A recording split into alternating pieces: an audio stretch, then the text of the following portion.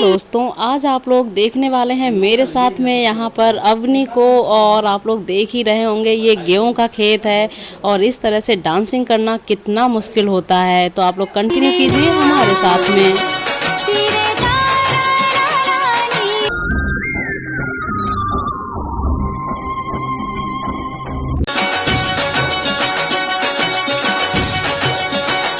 दोस्तों, कैसी लग रही है आप लोगों को अवनी की आज की ये डांसिंग वीडियो? और आप लोग देख ही रहे हैं इनके पैर में भी लग गई है।